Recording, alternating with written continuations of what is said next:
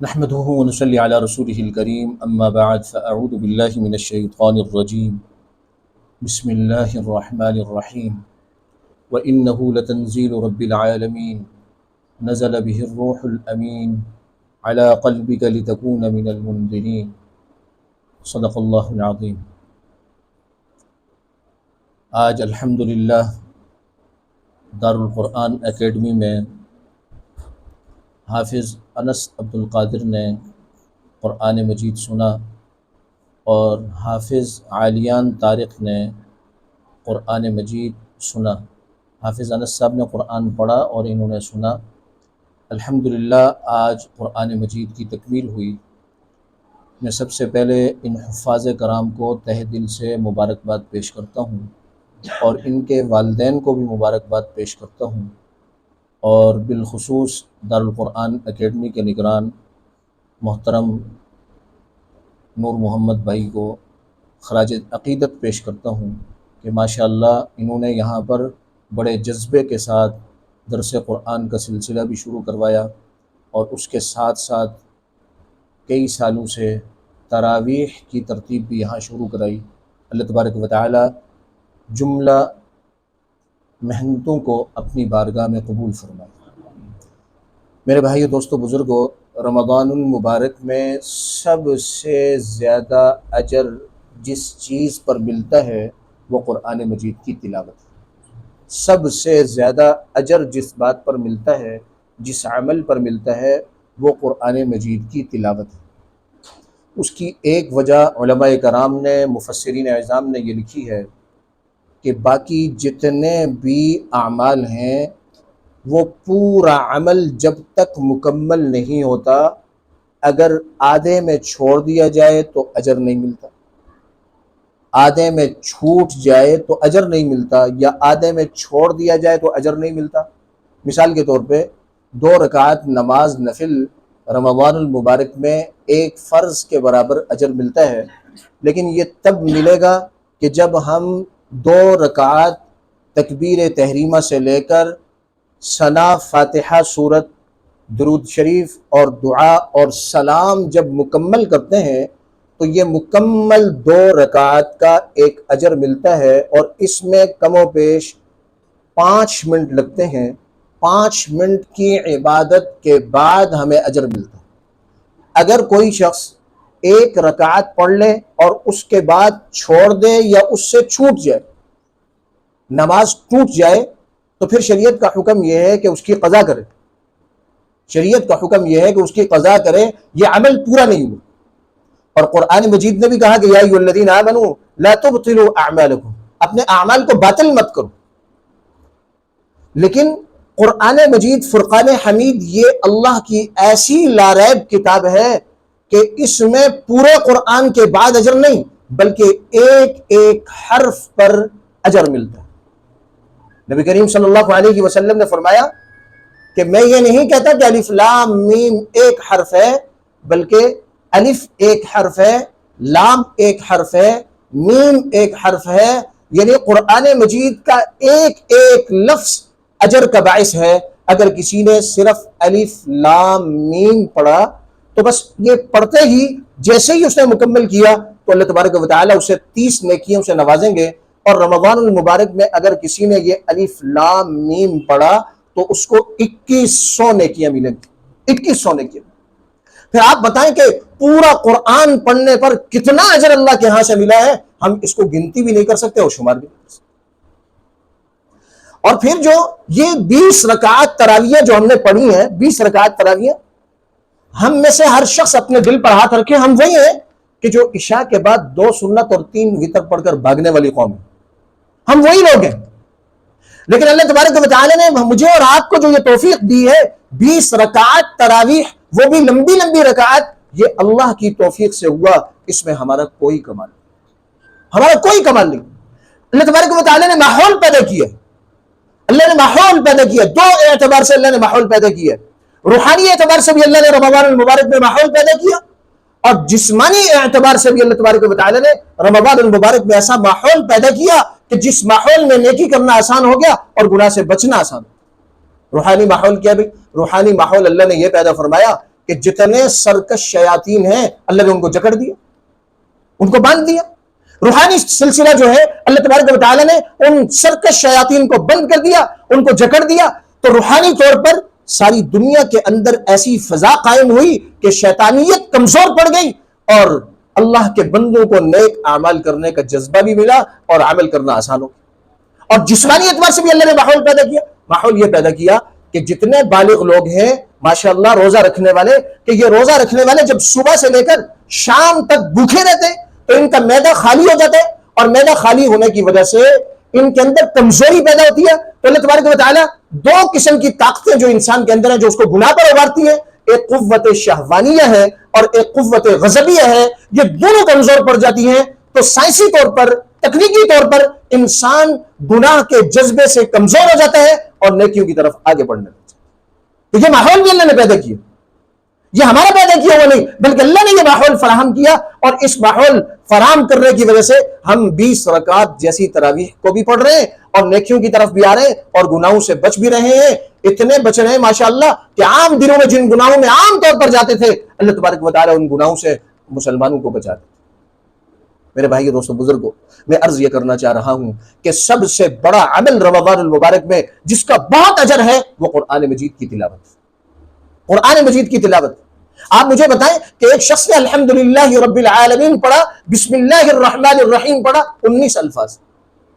اب 19 الفاظ میں عام دنوں کے اندر کتنی نیکیاں؟ 10 کے اعتبار سے نیکیاں ملیں گی، اور رمضان المبارک میں جب 70 گنا بڑھ جائیں گی تو اس ایک الحمدللہ رب العالمین یا بسم اللہ پر کتنی زیادہ نیکیاں ملیں گی۔ اور قیامت میں ہر بندہ کیا بھی ایک ایک نیکی کے لیے تڑپ رہا ہوگا، اور کیفیت کیا ہوگی بھی؟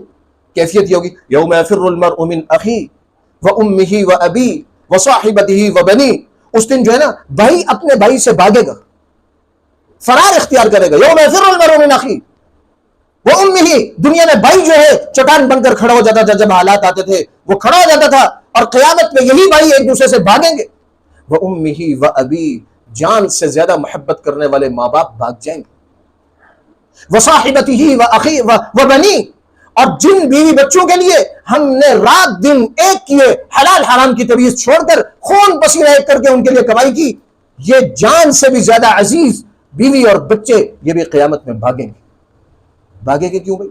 بھاگیں گے اس لیے کہ کہیں ایسا نہ ہو کہ یہ مجھ سے نیکی نہ مانگے، کہیں ایسا نہ ہو کہ یہ مجھ سے نیکی نہ مانگے۔ اور آج یہ نیکی کتنی آسان ہے کہ الف لام میم 2100 نیکی مل، 2100 نیکی مل، اتنی آسان ہے آج نیکی۔ تو آج اگر ہم محروم رہ گئے تو یقین جانیے رمضان المبارک میں محروم رہ جانا اس کا مطلب یہ ہے کہ یہ ابدی بدبختی ہے۔ اللہ تبارک و تعالیٰ ہمیں ایسی بدبختی سے ہم سب کی حفاظت فرمائے۔ تو ہم نے بھائی رمضان المبارک کے بقیہ ایام میں خوب قرآن مجید کی انشاءاللہ تلاوت کرنی ہے، انشاءاللہ تلاوت۔ تو بھائی کون کون ہے بھائی جو انشاءاللہ تلاوت کریں گے اور خوب تلاوت کریں؟ میرے بھائی دوستو بزرگوں، کتنے ہی بزرگ ہمارے علماء کرام ایسے ہیں کہ قرآن انہوں نے رمضان المبارک میں 27 دن میں حفظ کیا۔ اس کی مثال میں ہمارے جامعہ بن نوریہ کے استاد ہیں حضرت مولانا عزیز الرحمان صاحب، شیخ الحدیث ہیں جامعہ بن نوریہ کے، یہ ہمارے پڑوس میں، انہوں نے 30 دن میں قرآن حفظ کیا، 30 دن میں قرآن حفظ کیا۔ اسی طرح ہمارے وفاق المدارس کے سابقہ صدر اور شیخ الحدیث بخاری شریف 50 سال انہوں نے پڑھائی، مولانا سلیم اللہ خان صاحب رحمہ اللہ، انہوں نے جب دیکھا کہ ان کے علاقے میں کوئی تراویح کی ترتیب نہیں تھی، کوئی حافظ نہیں تھا، تو انہوں نے کیا کیا بھائی؟ انہوں نے روزانہ قرآن یاد کرنا شروع کیا اور رات کو تراویح پڑھائی، یہاں تک کہ 27ویں تراویح میں ان کو انہوں نے قرآن تراویح میں بھی مکمل کر دیا اور ان کا حفظ بھی مکمل ہو گیا، حفظ بھی مکمل ہو گیا۔ میرے استاد محترم علامہ علی شیر حیدری شہید رحمہ اللہ جیل میں گرفتار ہوئے اور بہت سخت کٹن حالات تھے، صرف اتنی ہی جیل تھی کہ جس میں ایک آدمی لیٹ سکے یا بیٹھ سکے، بس اتنی ہی کال کوٹری تھی۔ تو ان سے سب سہولیات لے لی، بڑے آدمی تھے، وقت کے بڑے عالم تھے، لیکن انہیں ایک مسلح بھی دے دیا اور قرآن مجید بھی دے دی۔ ان سے کسی نے کہا کہ آپ بہت بڑے آدمی ہیں، آپ یہاں تھوڑا سا بھی احتجاج کریں گے تو آپ کو جگہ ملے گی، چارپائی ملے گی، تو جیل کے ایام میں کم از کم آرام تو کریں گے، آپ کے سفید ریشہ۔ انہوں نے کہا نہیں، یہ مطالبہ ہم ان سے نہیں کریں گے، یہ مطالبہ ہم ان سے نہیں کریں گے۔ چنانچہ حضرت فرماتے ہیں کہ پھر میں نے قرآن پڑھنا شروع کیا، یہاں تک کہ 3 مہینے 10 دن کے بعد اس کال کوٹری سے مجھے باہر نکالا اور الحمدللہ پہلے میں حافظ نہیں تھا اور 3 مہینہ 10 دن میں حافظ قرآن بن گیا۔ میرے بھائی دوستو بزرگو، یہ قرآن مجید کوئی اتنی ایسی کتاب نہیں کہ بھئی یہ جناب 10 سال کا بچہ یاد کرے گا تو اسے یاد آ جائے، اور اگر 70 سال کا آدمی یاد کرے گا تو اسے یاد نہیں ہوگی۔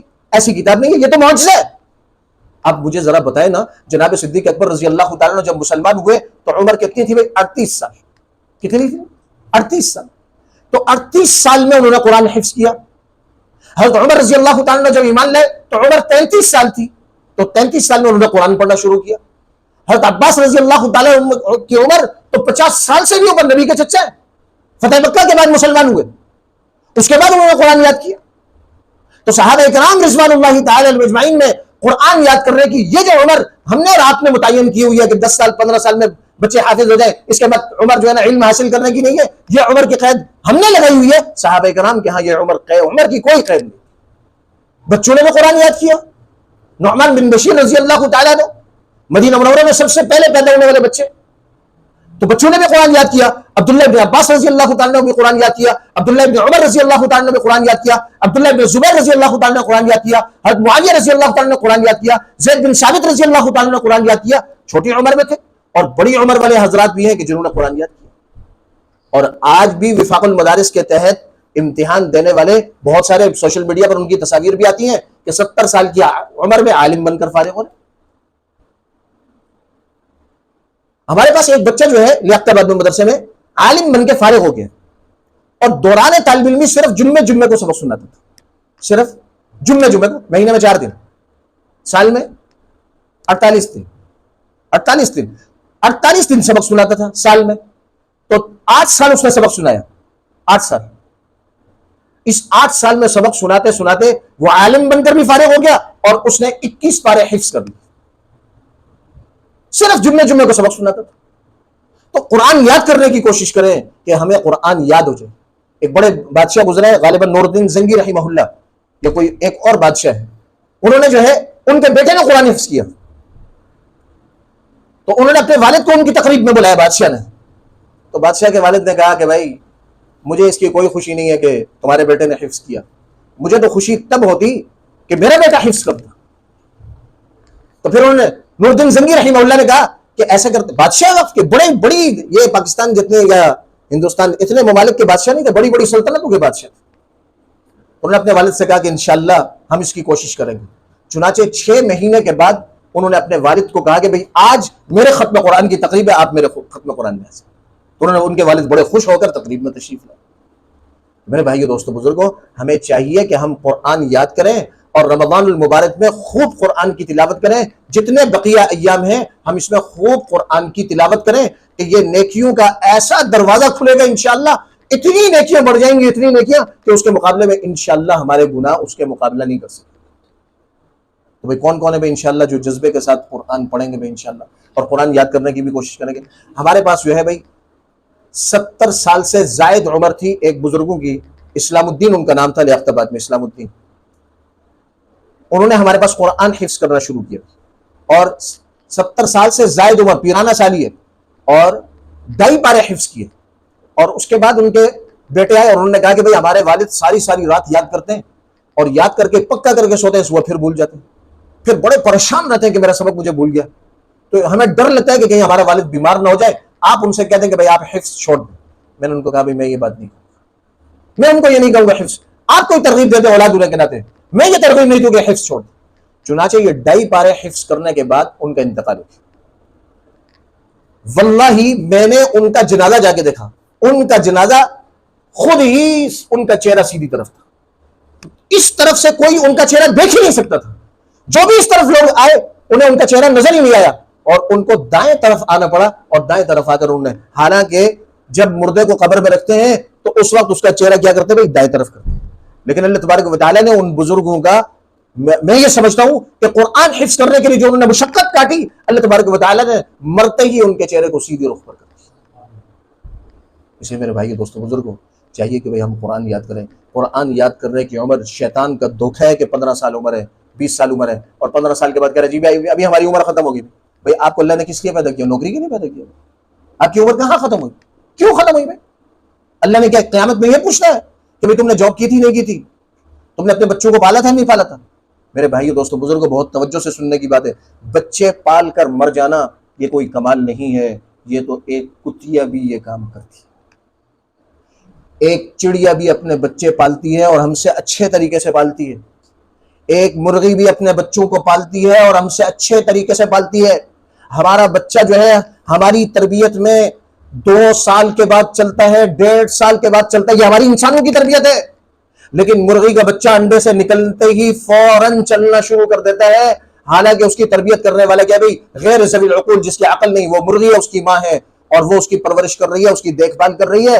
بچے پال کر مر جانا یہ اشرف المخلوقات حضرت انسان کا مقصد نہیں ہے، انسان کا مقصد تو وما خلقت الجن والانس الا لیعبدون، اللہ تبارک و تعالی نے جنوں اور انسانوں کو اپنی عبادت کے لیے پیدا کیا۔ یہ تو ضرورت ہے، یہ ضرورت ہے، اور اللہ نے حکم بھی دیا کہ جتنی تیری استطاعت میں ہے، طاقت میں ہے، وہ اتنا اپنے گھر والوں پر خرچ کر، بس اتنا، اس میں کوئی جو کنجوسی نہ کر ورنہ قیامت میں پوچھو۔ یہ نہیں کہا کہ بھئی 18 گھنٹے ہم جو ہے نا بھئی دنیا پر لگا دیں اور نماز چھوڑ دیں اور قرآن کی تلاوت چھوڑ دیں اور رمضان المبارک کا روزہ چھوڑ دیں، کس لیے کہ بھئی اپنی اولاد کو پالنے کے لیے۔ اللہ تبارک و تعالی ہمیں ان کڑوی گفتگو کو بھی جو ہے بھئی احسن انداز سے قبول کرنے کی توفیق عطا فرما دے، اور اللہ تبارک و تعالی اس سے ہمیں اچھا سبق نکالنے کی توفیق عطا فرما دے، اور اللہ تبارک و تعالی ہمیں دین میں آگے بڑھنے کی توفیق عطا فرمائے۔ وآخر دعوانا